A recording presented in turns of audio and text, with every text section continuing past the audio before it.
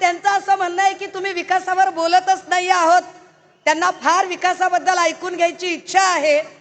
मी सकाळी ठाण्यामध्ये आले, मला असं वाटलं की दरवेळेची माझी सवय की ठाण्यामध्ये यायचं म्हणजे भली मोठी कमान बघायची, धर्मवीर आनंद दिघे प्रवेशद्वार बघितलं की ठाणे आलं असं आम्हाला वाटतंय।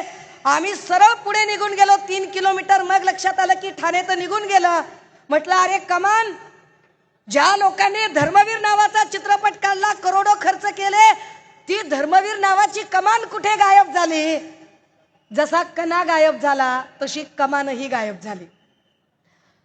हे आठवण करून दिली पाहिजे ठाणेकरांना की राष्ट्रीय स्वयंसेवक संघाचे सरसंघ संचालक श्री मोहन भागवतजी यांनी याच ठाण्यामध्ये येऊन धर्मवीर आनंद दिघे साहेबांच्या संबंधाने आणि विशेषतः कॅन्सर रुग्णालयाच्या संबंधाने कोनशिला समारंभ इथं संपन्न झाला।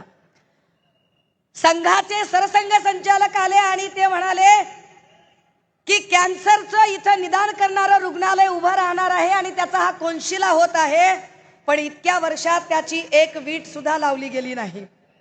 ते आम्हाला सांगतायत की आम्ही बाळासाहेबांच्या विचाराचे, आम्ही बाळासाहेबांच्या विचाराचे, आम्ही खरा बाळासाहेबांचा विचार जपलेला आहे। तुम्ही विचार करा, जर खरंच शिंदेंनी बाळासाहेबांचा विचार जपला असेल, शिंदेंच्या सोबतचा प्रत्येक माणूस जर बाळासाहेबांच्या विचारांचा असेल, तर साधे साधे 2 प्रश्न।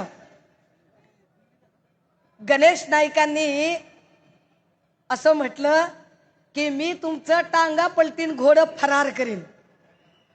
विचार करा, हे टांगा पलटी घोडं फरार जर शब्द आपल्या नेत्याबद्दल आले असते तर आपण आतापर्यंत घरात घुसलो असतो।